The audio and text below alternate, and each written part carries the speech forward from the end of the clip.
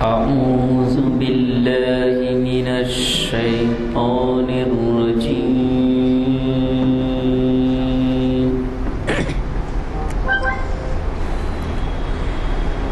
بسم الله الرحمن الرحيم.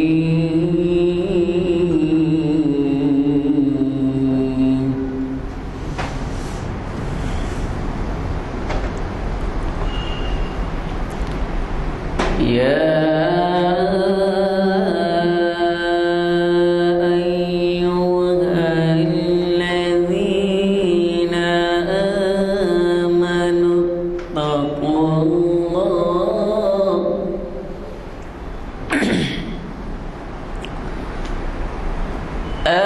آمنوا اتقوا الله وقولوا قولا سديدا يصلح لكم أعمالكم ويغفر لكم ذنوبكم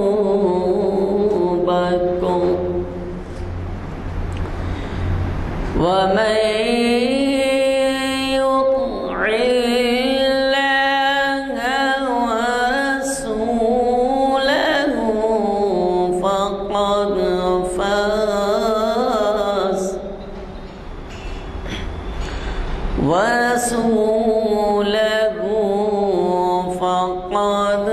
فاز فوزا عظيما. إنا عرضنا الأمانة على السماوات والأرض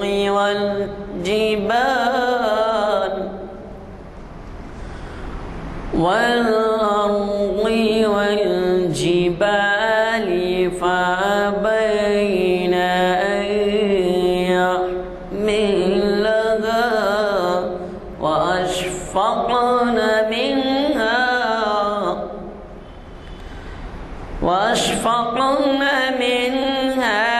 وحملها الإنسان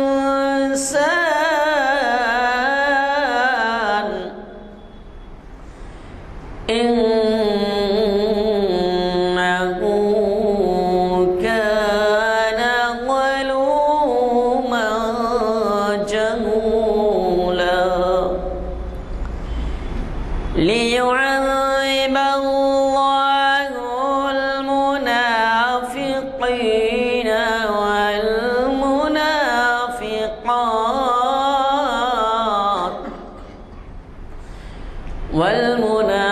المنافقين والمنافقات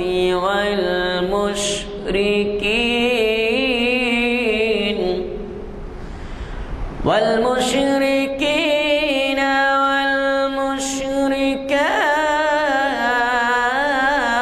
والمشركات ويتوب الله على المؤمنين والمؤمنات وكان الله غفورا رحيما. صدق الله الرجيم. بسم الله الرحمن الرحيم. یا ایھا الذین آمنوا قولوا قولا سدیدا. صدق اللہ العظیم. ابھی آپ نے حافظ صاحب سے پورا رکوع اس ضمن میں سنا ہے. اب میں صرف ابتدائی آیت کی تشریح کر دیتا ہوں. آپ لوگ سب واقف ہیں لیکن پھر بھی جو ہے اس کے اعادے کے طور پر یا ایھا الذین آمنوا، اللہ تعالیٰ کا خطاب مختلف انداز میں مختلف لوگوں کے لیے ہوتا ہے، لیکن جو خاص اپنے مخصوص بندے ہوتے ہیں ان کے لیے اللہ تعالیٰ فرماتا ہے یا ایھا الذین آمنوا، اے لوگوں جو ایمان لائے ہو، تمہارے لیے ایک خاص پیغام ہے، تمہارے لیے ایک خاص ہدایت ہے. ویسے تو وہ کہتی ہیں یا ایھا الذین آمنوا منافقون، یا ایھا الذین آمنوا کافرون، یا ایھا الناس، مختلف انداز سے، لیکن یہ انداز تخاطب قرآن کے اندر صرف اور صرف مسلمانوں کے لیے خصوصی طور پر حکم دیتا ہے کہ دیکھو تم قولا سدیدا، ہمیشہ راست بات کیا کرو، صحیح تصدیق شدہ بات کیا کرو، کبھی گفتگو کو جو ہے اپنی ادھر ادھر کی باتوں میں ملوث مت کرو، جب تم بات کرو تو حقیقت، صداقت، قرآن اور سنت کی روشنی میں کیا کرو، اور ایسا کرنے سے تم کو کیا انعام ملے گا؟ اللہ تعالیٰ واضح طور پر اس کے بعد فرما دیتے ہیں دیکھو تم ایسا کرو گے، ہمیشہ صداقت پر رہو گے، سچ بولو گے، سچ کی ہدایت کرو گے تو ہم تمہارے گناہوں کو معاف کر دیں گے اور تم کو جو ہے جنت نصیب عطا فرمائیں گے، یہی تمہارے لیے فوز عظیمہ ہے۔ یہ قرآن کی ہدایت ہے۔ اب اس کے بعد رسول اللہ صلی اللہ علیہ وسلم کی جو ہے بعثت کے بعد کا دیکھیے کہ رسول اللہ صلی اللہ علیہ وسلم نے آج کا عنوان جو ہے اسی کے اوپر منحصر ہے کہ سارے انسانوں کے لیے رسول اللہ صلی اللہ علیہ وسلم کی بعثت ہے۔ آپ سارے رسول اللہ صلی اللہ علیہ وسلم ساری انسانیت کے لیے، سارے انسانوں کے لیے ایک ہدایت کا سرچشمہ ہے، اور آپ کی سنتوں پہ عمل کرنا ہر انسان کے لیے کامیابی کی، نجات کا ذریعہ ہے، کامیابی کا ذریعہ ہے۔ اب اس موضوع کے اوپر آپ تفصیل سے جو ہے ہمارے اگلے مخاطب جو ہے سلطان محی الدین صاحب مخاطب کریں گے۔ کوئی محتاج تعارف نہیں، اب تک الحمدللہ کئی نشستوں کو ہماری وہ مخاطب کر چکے ہیں۔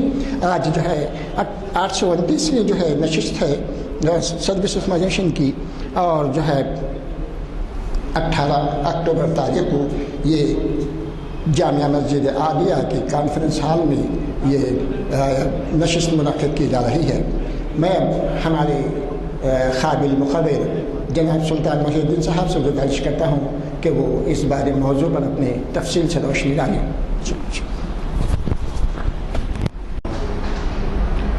الحمدللہ رب العالمین، والصلاة والسلام علی رسولہ الکریم وعلی آلہ واصحابہ اجمعین۔ اعوذ باللہ السمیع العلیم من الشیطان الرجیم، بسم اللہ الرحمن الرحیم۔ قال اللہ تعالی فی قرآن المجید والفرقان الحمید، اعوذ باللہ من الشیطان الرجیم، بسم اللہ الرحمن الرحیم۔ یا ایہا الناس انی رسول اللہ الیکم جمیعا الذی لہ ملک السماوات والارض لا الہ الا ہوا یحیی ویمیت فآمنوا باللہ ورسولہ والنبی الأمی الذی یؤمنوا باللہ وکلماتہ واتبعوا لعلکم تہتدون۔ صدق اللہ العظیم وصدق رسولہ النبی الکریم، نحن علی ذالک من الشاہدین والشاکرین۔ معزز ذمہ داران مسجد عالیہ اور معزز سامعین، السلام علیکم ورحمۃ اللہ وبرکاتہ۔ تمام تعریفیں اس رب العالمین کے لیے ہے جس نے انسان کو اس سرزمین پر اشرف المخلوقات کی حیثیت سے پیدا فرمایا۔ تمام تعریف اور توصیف اسی کے لیے ہے جس نے انسان کو اس سرزمین پر زندگی گزارنے کے تمام وسائل عطا فرمائے۔ تمام تعریف اور توصیف اسی کے لیے ہے جس نے اس سرزمین پر جہاں مادی اعتبار سے انسان کی ضرورتوں کا خیال رکھا، وہیں پر روحانی ارتقاء کا بھی سامان اسی نے کیا، اور روحانی ارتقاء کے لیے اپنے پیغمبروں کے ذریعے سے، فرشتوں کے ذریعے سے، اپنی کتابوں کے ذریعے سے اپنے پیغامات انسان تک پہنچانے کے مختلف ذرائع کا استعمال کیا۔ ہزاروں درود و سلام ہوں تمام انبیاء علیہ السلام پر، خصوصاً نبی اکرم حضرت محمد مصطفیٰ صلی اللہ علیہ وسلم پر، آپ کے آل، آپ کے اصحاب پر، تمام بزرگان دین پر جنہوں نے انتھک محنت اور جد و جہد کے ذریعے سے انسانوں کو اللہ کی مرضی پر کیسے عمل کیا جا سکتا ہے اس کے بہترین نمونے دنیا کے اندر انہوں نے چھوڑے۔ جیسا کہ ابھی آپ لوگوں نے عنوان سماعت فرمایا، انسانوں کی نجات آپ صلی اللہ علیہ وسلم ہی کی تعلیمات میں کیوں؟ دنیا میں بہت سے لیڈر اٹھے ہیں، بہت سے دانشور اٹھے ہیں، اپنی ساری زندگی جنہوں نے مسائل پر سمجھنے، سمجھانے، اس پر نئی انداز سے غور و فکر کرنے، تحقیق میں زندگیاں جنہوں نے کھپا دی ہیں، ان سارے لوگوں کو چھوڑ کر کے اور پھر انبیاء علیہ السلام میں سے بھی جنہوں نے نبی صلی اللہ علیہ وسلم سے پہلے جتنے انبیاء گزرے ہیں، ان سب کے علاوہ اللہ تعالیٰ نے جو بات کہی کہ وہ صرف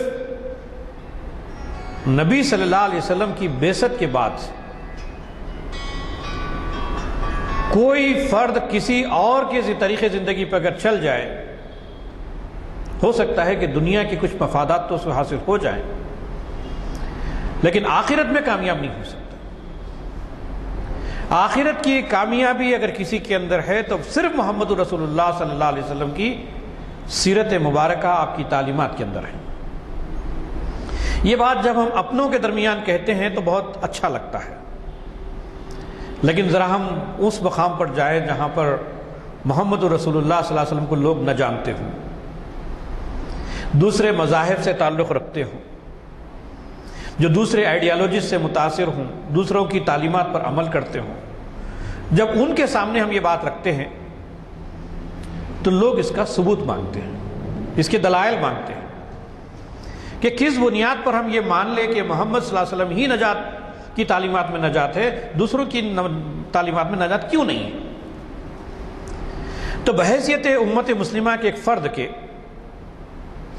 میری اور آپ کی یہ اہم ترین ذمہ داری بنتی ہے کہ دنیا کے وہ لوگ جو اسلام سے واقف نہیں ہیں یا اسلام کے بارے میں جانتے بھی ہیں تو بہت کم جانتے ہیں، بہت سرسری معلومات ان کے پاس ہے، بلکہ ان کے پاس یہ کہا جا سکتا ہے کہ ایسے غلط فہمیوں کا ایک انبار ہے جو ان کے پاس لگا ہوا ہے، جس کے اندر لوگ الجھے ہوئے، خود محمد صلی اللہ علیہ وسلم کے بارے میں، مسلمانوں کے بارے میں، قرآن کے بارے میں اور اسلام کے بارے میں طرح طرح کی غلط فہمیاں پیدا کی گئی ہیں۔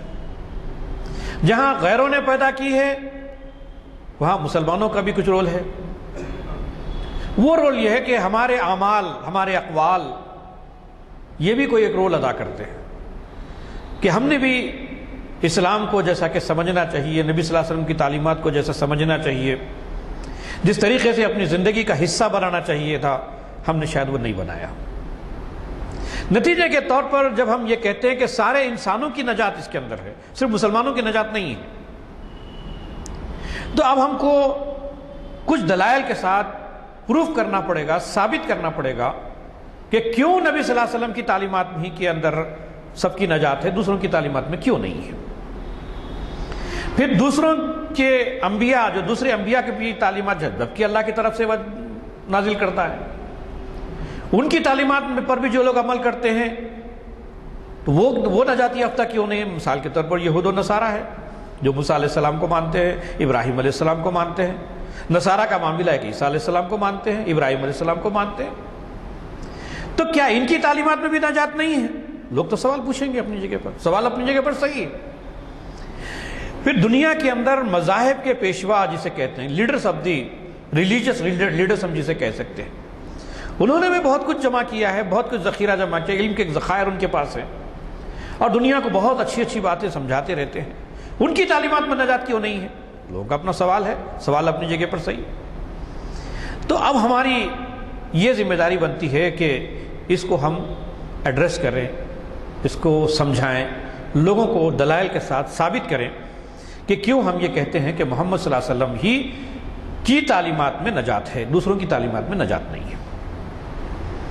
اب آپ دیکھیے کہ کچھ نکات کے ذریعے سے میں اپنی بات کو واضح کرنا چاہوں۔ سب سے پہلی بات یہ جان لیجئے، کیونکہ پچھلے انبیاء کا ذکر جہاں پر آتا ہے تو محمد رسول اللہ صلی اللہ علیہ وسلم کے علاوہ جتنے پیغمبر دنیا کے اندر آئے یا جن کے بارے میں ہم کو معلوم ہے، اس کے معلوم ہونے کے دو ذرائع ہمارے پاس ہیں۔ ایک اللہ کی کتاب قرآن مجید، جس میں اللہ تعالیٰ نے پیغمبروں کا نام لیا ہے، جس سے معلوم ہے کہ ابراہیم علیہ السلام بھی پیغمبر تھے، موسیٰ علیہ السلام بھی پیغمبر تھے، عیسیٰ علیہ السلام بھی پیغمبر تھے، نوح علیہ السلام بھی پیغمبر تھے، یہ ہم کو پتہ چلا۔ اور کچھ چیزیں، ان کی کچھ تعلیمات کے کچھ حصے وہ ہیں جو نبی صلی اللہ علیہ وسلم نے اپنی احادیث میں بھی بیان کیا ہے۔ وہ دو اتھینٹک ذرائع ہمارے پاس ہیں۔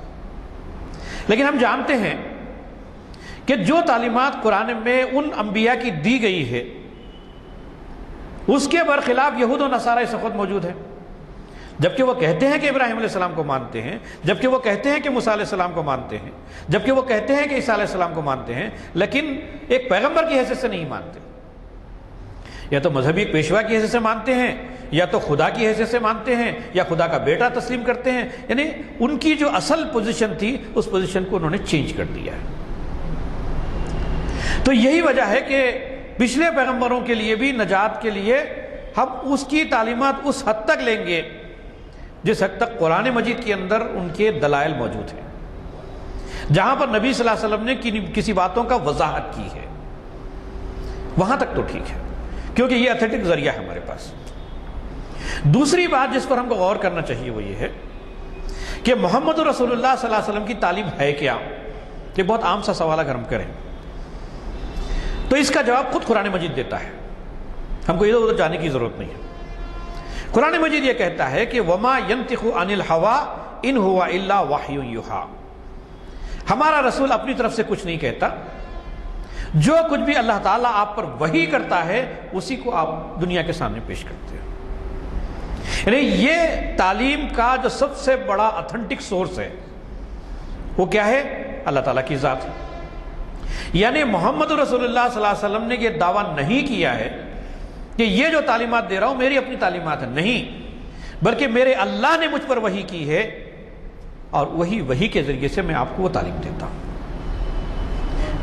پھر ایک دوسری چیز کے اندر آپ دیکھیں گے کہ اللہ تعالیٰ کی طرف سے جو تعلیم آئے اور دوسرے انسانوں کی طرف سے تعلیم آئے، ان دونوں کے اندر فرق کیا ہے؟ ان دونوں کے اندر بنیادی فرق یہ ہے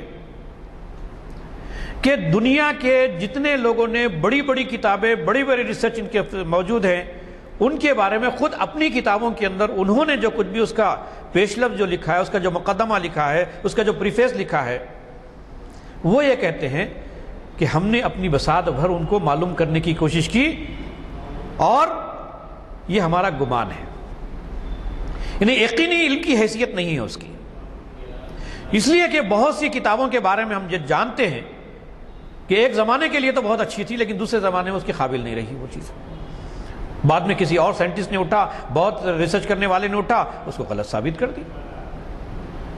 اس کے مقابلے میں اللہ تعالیٰ کی طرف سے جو بات آنے والی ہے، اللہ تعالیٰ کے بارے میں یہ بات اچھی طرح سمجھنی چاہیے کہ وہ خالق ہے، مالک ہے، رازق ہے، انسانوں کے پچھلے کو بھی جانتا ہے، موجود کو بھی جانتا ہے، اگلے کو بھی جانتا ہے، اور انسان کی ساری نفسیات سے واقف ہے۔ انسان کے لیے نفع بخش کیا چیز ہے، انسان کے لیے نقصان دہ کیا چیز ہے، ان ساری چیزوں سے واقفیت اگر کسی کے پاس ہے، مکمل علم، خالص علم اگر ہم کہیں تو وہ اللہ تعالیٰ کے پاس ہے۔ تو جب اس حیثیت سے اگر کوئی بات آ رہی ہے تو اس کی اتھینٹسٹی بڑھ جاتی ہے، وہ علم یقینی علم کی حیثیت رکھتا ہے۔ پھر اس کے ساتھ آپ دیکھیں کہ اللہ تبارک و تعالیٰ، اس لیے کہ انسان اسی کی تخلیق کردہ ہے، وہ جو ہے کبھی اپنے بندوں کا بدخواہ نہیں ہو سکتا، انسانوں کا وہ خیرخواہ ہے، اور خیرخواہیت کا یہ تقاضا ہے کہ جو تعلیم اللہ تعالیٰ انسان کو دیتا ہے اس میں انسان کا نقصان کبھی نہیں ہے۔ یہ اور بات ہے کہ انسان کو سمجھ میں نہ آئے، وقت یا کسی اور مسائل میں الجھا ہوا ہو اور وہ سمجھے کہ ارے کیا مصیبت میرے اوپر آ گئی، لیکن اس کے اندر بھی جو خیر اللہ تعالیٰ نے پوشیدہ رکھا اس کا علم ہمارے پاس نہیں ہے۔ پھر اس کے ساتھ آپ یہ دیکھیے کہ اللہ تعالیٰ کی طرف سے جو تعلیم آئے اور دوسرے انسانوں کی طرف سے تعلیم آئے، ان دونوں کے اندر بنیادی فرق یہ ہے کہ دنیا کے جتنے لوگوں نے بڑی بڑی کتابیں، بڑی بڑی ریسرچ ان کے موجود ہیں، انہوں نے اپنی کتابوں کے اندر انسانی فطرت سے سب سے زیادہ کون واقف ہے؟ کیا پیغمبر، دنیا کے لیڈر، یا ہم جیسے انسان، یا تحقیق کرنے والے اسکالرز؟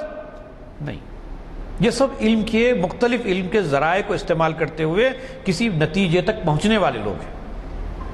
اگر ہماری فطرت کو اچھی طریقے سے اگر کوئی سمجھ سکتا ہے تو ہمارا خالق ہے، جس نے خود پیدا کیا ہے۔ اور ظاہر بات ہے کہ وہ خالق ہے، ہماری فطرت سے واقف ہے، اور جو تعلیم دے گا وہ تعلیم بھی فطری تعلیم ہوگی، نیچرل تعلیم ہوگی۔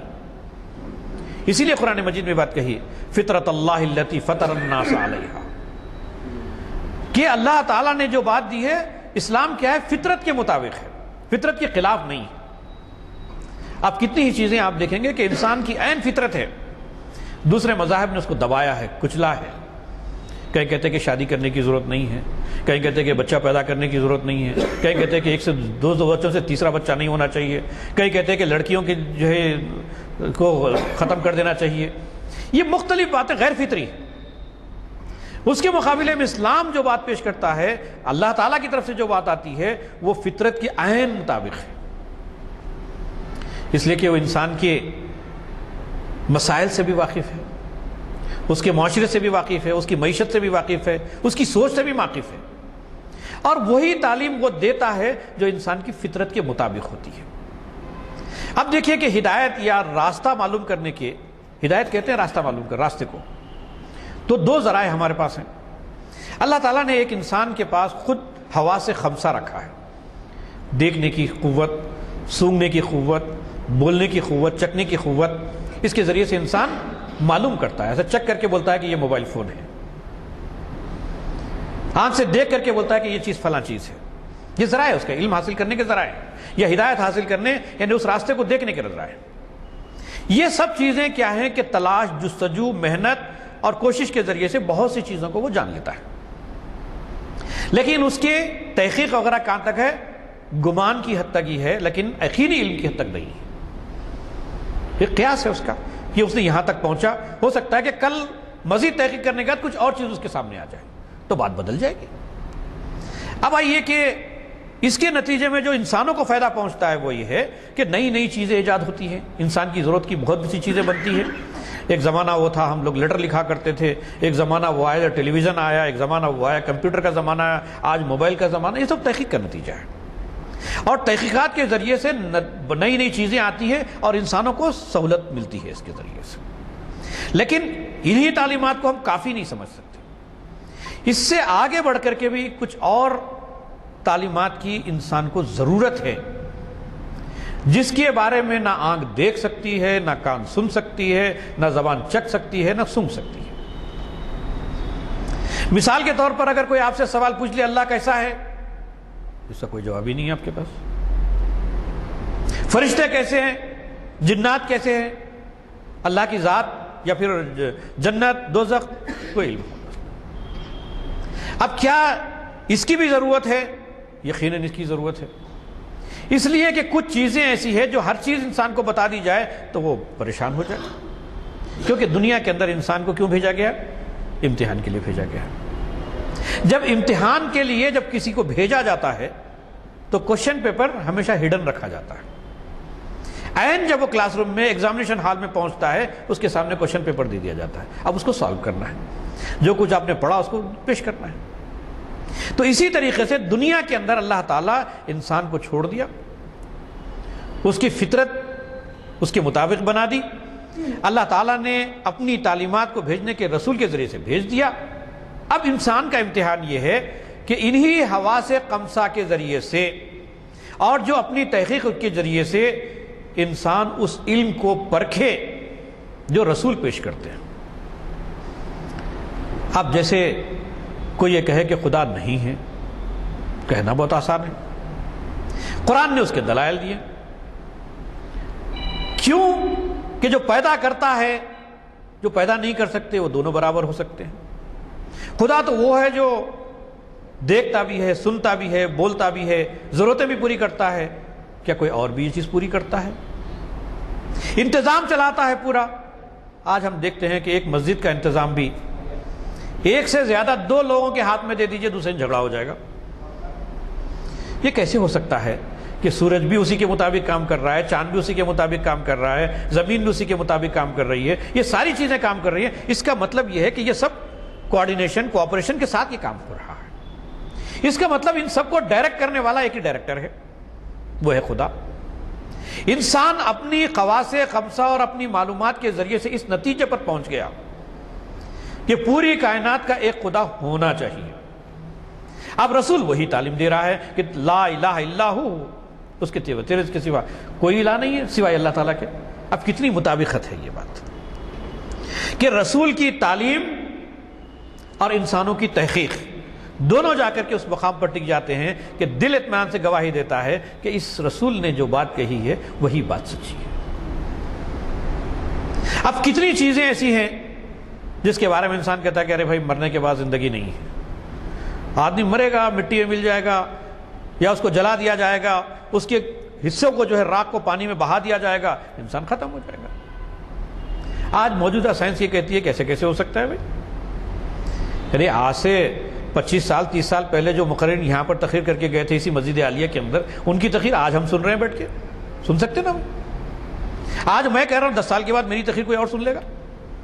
اس کا مطلب یہ کہ دنیا میں ہماری ساری چیزیں ریکارڈ ہو رہی ہیں۔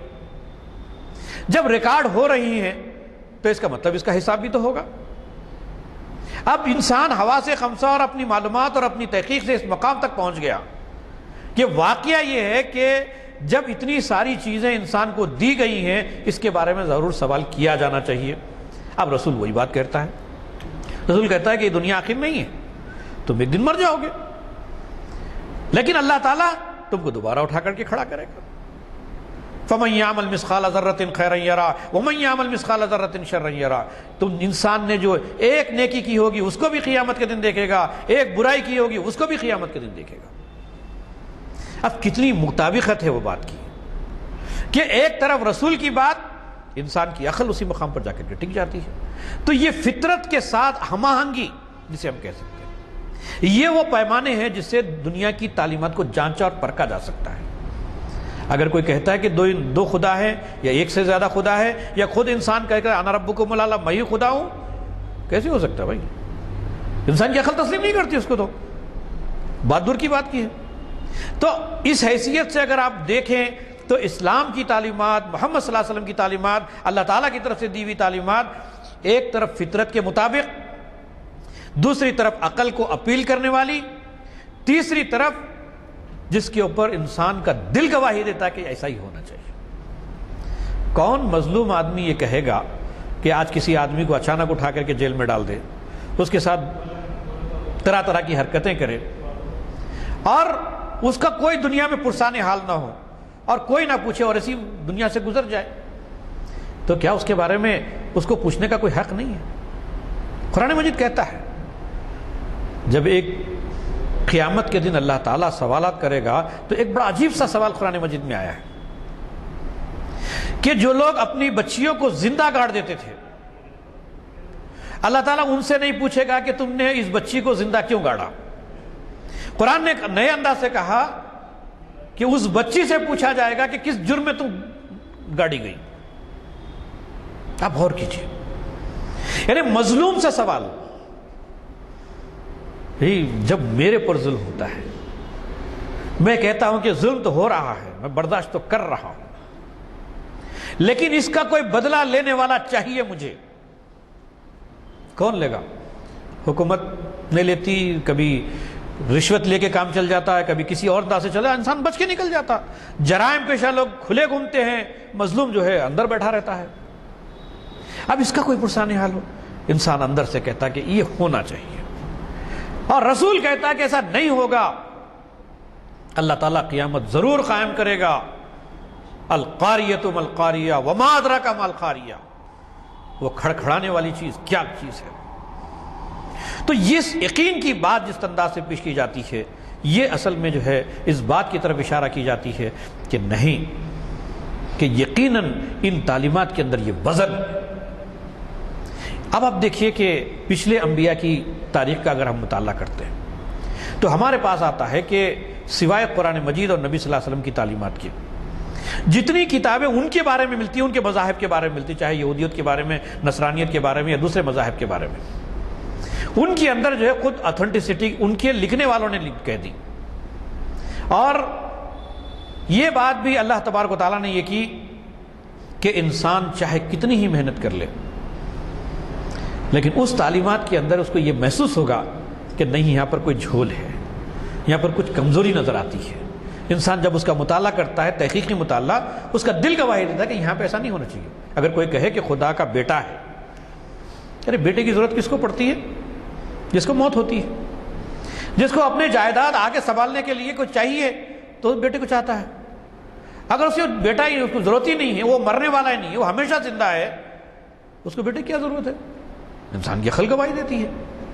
پھر اس کے ساتھ آپ یہ دیکھیے کہ انبیاء علیہ السلام کی تعلیمات کے اندر سوائے قرآن مجید کی اور نبی صلی اللہ علیہ وسلم کی باقی جتنی تعلیمات ہے وہ سارے ڈاؤٹ فل ہیں. اب آئیے تھوڑا سا ہم ان کتابوں کے بارے میں جانیں جو اللہ کی کتابیں ہم کہتے ہیں. مثال کے طور پر آپ دیکھیں گے کہ قرآن مجید ہے. قرآن مجید کے بارے میں یہ بات پورے اطمینان کے ساتھ ہم کہہ سکتے ہیں کہ جیسا کہ اللہ تبارک و تعالیٰ نے لوح محفوظ سے جبرائیل علیہ السلام کے زبانی لے کر کے محمد رسول اللہ صلی اللہ علیہ وسلم تک پہنچا اور محمد رسول اللہ صلی اللہ علیہ وسلم نے لوگوں تک پہنچایا، اس میں کوئی بیچ میں ایک لفظ کا بھی نہ اضافہ نہ کمی. کتنی اتھینٹک بات ہے. شہاب ثاقب لگا دیے گئے ہیں. جنات جو ہے ادھر ادھر سے گھوم پھرتے ہیں کہ ادھر ادھر سے کچھ چیزیں حاصل کر لیں. اللہ تعالیٰ کہتے ہیں ہم شہاب ثاقب لگا دیے، مار کے ان کو گرا دیتے ہیں. یہ کوئی جو ہے ان کی تعلیم کو بیچ میں سے سن نہیں سکتا. اتنی محفوظ طریقے سے وہاں سے اترتی ہے اور محفوظ طریقے سے انسانوں تک پہنچائی جاتی ہے. آپ کو معلوم ہے کہ جرمنی میں ایک مرتبہ دنیا بھر سے 42,000 قرآن کے نسخے ایک جگہ جمع کیے گئے اور اس کے اوپر تحقیق کی گئی. ایک ایک لفظ پر انہوں نے غور و فکر کیا. آخری رپورٹ وہ دیتے ہیں کہ ہم نے املا کی غلطی، اسپیلنگ مسٹیک جسے کہہ سکتے ہیں، ہیومن ایرر جسے کہہ سکتے ہیں، اس کے سوا کسی کوئی اور غلطی قرآن مجید میں ہم نے نہیں دیکھی. معنی و مفہوم وہ سب وہی ہے.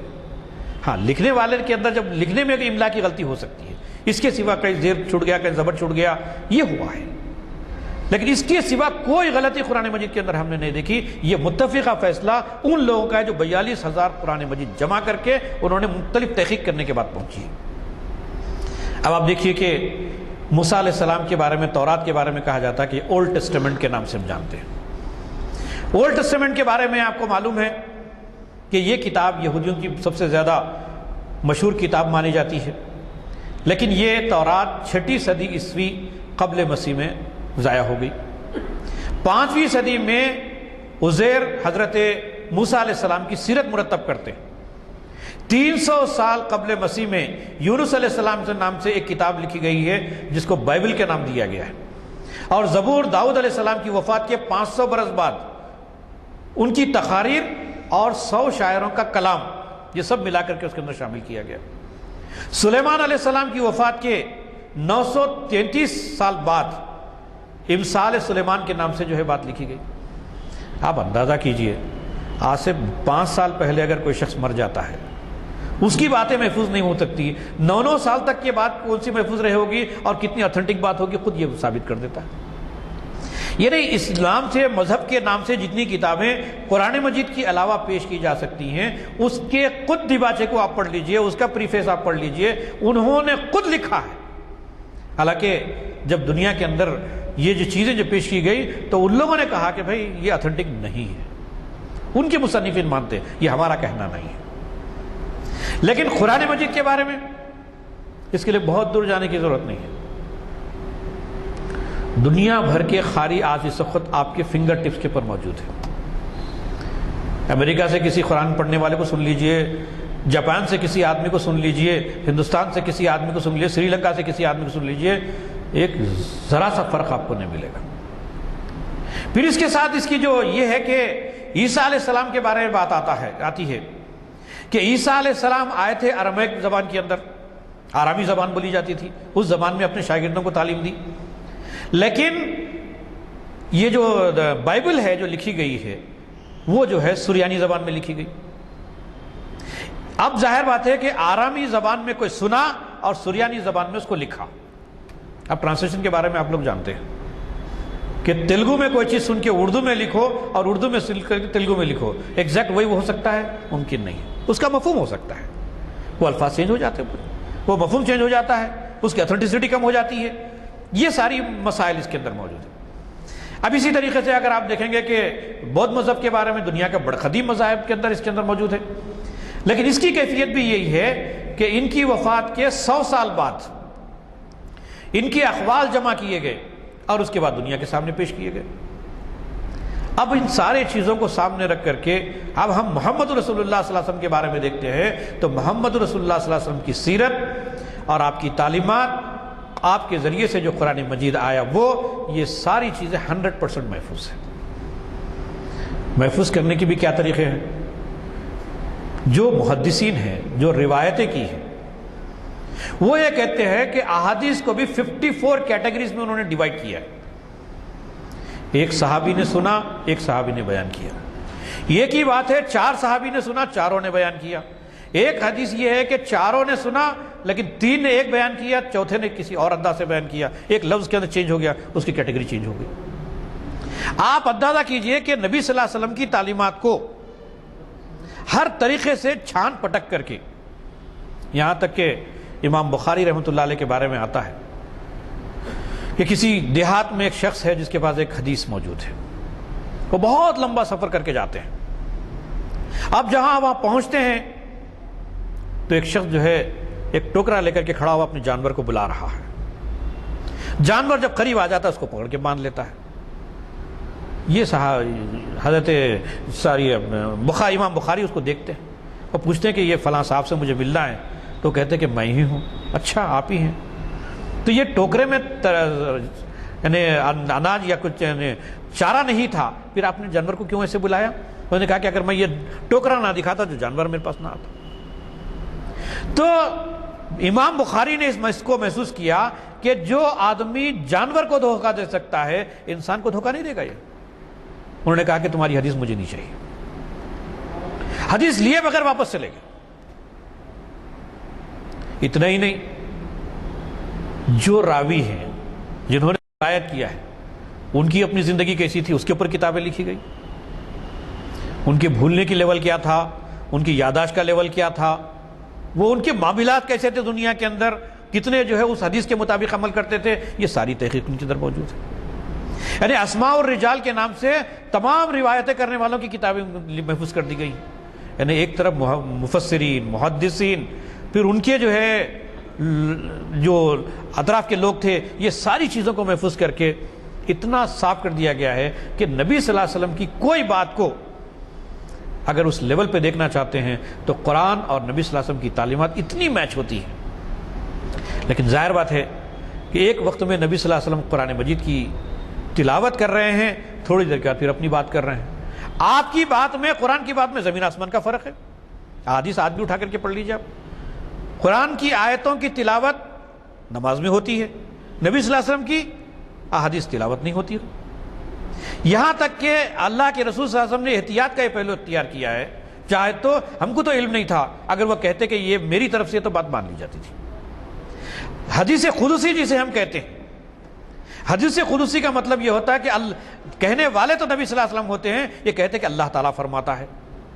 لیکن اللہ تعالیٰ فرماتا ہے جو کہنے کے بعد اس کو ہم قرآن کے اندر نہیں لیتے، اس کو تلاوت میں نہیں شامل کرتے، لیکن وہ حدیث ہی رہتی ہے. تو کتنی احتیاط کے ساتھ اس چیز کا جو ہے اہتمام کیا گیا ہے. یہ وجہ ہے جس کی وجہ سے ہم یہ بات کرتے ہیں کہ محمد رسول اللہ صلی اللہ علیہ وسلم کی تعلیمات ہی محفوظ بھی ہے، اوتھینٹک بھی ہے، تحقیق کے پورے مواقع فراہم کرتی ہے، اور اس تک پہنچنا اور اس کو صحیح معلوم کرنے کے سارے ذرائع موجود ہیں. اس حیثیت سے پورے اطمینان کے ساتھ آنکھ بند کر کے اس کے اوپر عمل کیا جا سکتا ہے. ایک آخری بات کہتے ہوئے اپنی بات کو ختم کروں، وہ یہ ہے کہ دنیا میں بڑے بڑے لیڈرز پیدا ہوئے، بڑے بڑے دانشور پیدا ہوئے، ان کی تعلیمات ایک طرف تھی، ان کی زندگیاں دوسری طرف تھی. جو کچھ انہوں نے کہا 100% اس کے اوپر عمل نہیں کیا. لیکن محمد رسول اللہ صلی اللہ علیہ وسلم کے بارے میں ہمارا ایمان ہے، پورے یقین کے ساتھ ہم کہہ سکتے ہیں کہ جو آپ نے کہا اس کو کر کے دکھایا، کبھی اس کے خلاف نہیں گئے۔ تو یہ جو اتھینٹسٹی ہے، اس سے یہ پتہ چلتا ہے کہ جو چیز سب سے زیادہ اتھینٹک ہوتی ہے اسی حساب سے اس کے پیچھے عمل کرنا چاہیے۔ اسی لیے ہم کہتے ہیں کہ ساری دنیا کی انسانوں کی نجات صرف اور صرف محمد رسول اللہ صلی اللہ علیہ وسلم کی تعلیمات کے اندر ہے، اس کے سوا کسی اور کے اندر نہیں ہے۔ اللہ تعالیٰ سے دعا ہے کہ اللہ تعالیٰ ہم تمام کو آپ صلی اللہ علیہ وسلم کی سیرت کو سمجھنے، اس پر عمل کرنے کی توفیق نصیب فرمائے۔ رب اغفر ورحم وانت خیر الراحمین برحمتک یا ارحم الراحمین، وآخر دعوانا ان الحمد للہ رب العالمین۔ اندازہ ہوا ہوگا کہ ہمارے مقررین کتنی تیاری سے آتے ہیں اور برمحل برموقع انصاف کرتے ہیں عنوان کے ساتھ۔ اللہ تعالیٰ کا شکر ہے کہ ہمیں ایسی محفل میں شرکت کا موقع آج خاص طور پر ایسے موقع پر جب کہ میلاد النبی کا سلسلہ ہے، اور آپ کو یہ بھی معلوم ہے کہ کل 9 بجے نمائش گراؤنڈ پر تعمیر ملت کی جانب سے جلسہ منعقد کیا جا رہا ہے، جس میں ہمارے اقبالیات کے مقرر ضیاء الدین نیر صاحب صدر تعمیر ملت ہیں اور صدر استقبالیہ بھی ہیں، اور انہوں نے کچھ رخے بھیجائے ہیں۔ اب یہ سب رخے تو میں آپ تک نہیں پہنچا سکتا کیونکہ وہ محدود تعداد میں ہیں۔ آپ سے گزارش ہے کہ کل صبح 9 بجے نمائش میدان پر تشریف لائیں۔ دیکھیے بات یہ ہے کہ ہم سنتے ہیں کہ بڑے بڑے علماء جن کا مقام بین الاقوامی ہے، ان کی قابلیت، ان کی صلاحیتوں سے ہم واقف نہیں ہوتے، نام سنتے ہیں، نہ ان کے جو بھی کچھ ان کی تحریرات ہوتی ہیں مضامین کی شکل میں، نہ تو ان کا فائدہ اٹھاتے ہیں، نہ پڑھنے کا موقع ہوتا ہے۔ کل انہی کو سنیے جو دیش کے مختلف جگہوں سے آتے ہیں۔ آپ کو پتہ ہے کہ کل جو آنے والے مقررین ہیں، ان مقررین میں ایسے بابرکات نام ہیں کہ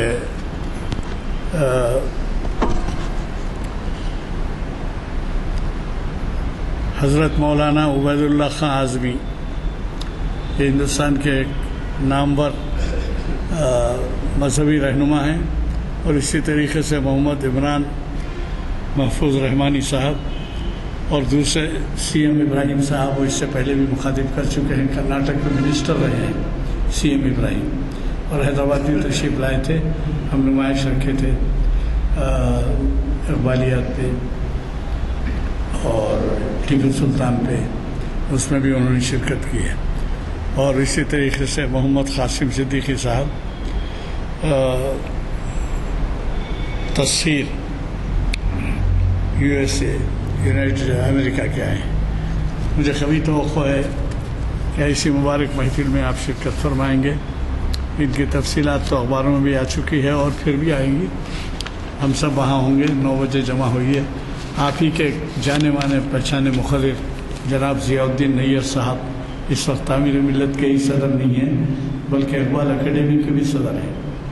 تو لہذا آپ اپنے آپ جن سے واقف ہیں، ایسے مقرر ہیں، میرا خیال ہے کہ ضرور ایسی محفل میں جس کا آپ کو اندازہ ہے کہ جہاں سرکار دو عالم صلی اللہ علیہ وسلم کی یاد منائی جاتی ہے، ان کی رہنمائی جو کلمات ہیں، رہنما یہ جو ارشادات ہیں، اس کے بارے میں بڑی معنی خیز تقاریر ہوتی ہیں، تو مجھے کبھی توقع ہے کہ آپ اس سے استفادہ کریں گے۔ آج کے مقرر صاحب نے جس قدر اچھی طرح سے عنوان سے انصاف کیا ہے، اس کی صراحت کی چندنا ضرورت نہیں ہے، ورنہ منہ پہ تعریف ہو جائے گی۔ اس لیے میں کہتا ہوں کہ ہماری جو ذمہ داری وہ یہ ہے کہ وہ جن باتوں کو آپ کے سامنے انہوں نے رکھا ہے، جو عملیات بزرگان دین کے اور اللہ تعالیٰ کے محبوب لوگوں کے، جس میں سرکار دو عالم کا بھی خاص طور پہ حوالہ ہے. مجھے قوی توقع ہے کہ آپ اس پر عمل انداز ہوں گے، عمل پیرا ہوں گے اور اس سے استفادہ فرمائیں گے. آئندہ محافل کے بارے میں آپ کو معلوم ہے کہ چہارشنبے کے دن جو ہے کہاں ہے، اس میں نہیں ہے نا، یہ ہے نا، وہی ہے. یہ چہارشنبے کا پروگرام ہے. دیکھیے، تاریخ کی دعا اندلس کے میدان جنگ میں علامہ اقبال کے ڈاکٹر لقاء الحق کانفرنس ہال یہاں پر محفل اقبال شناسی کی 1049ویں نشست کو مخاطب کریں گے. پرسوں اسی وقت یعنی بعد نماز عصر شرکت فرمائیں.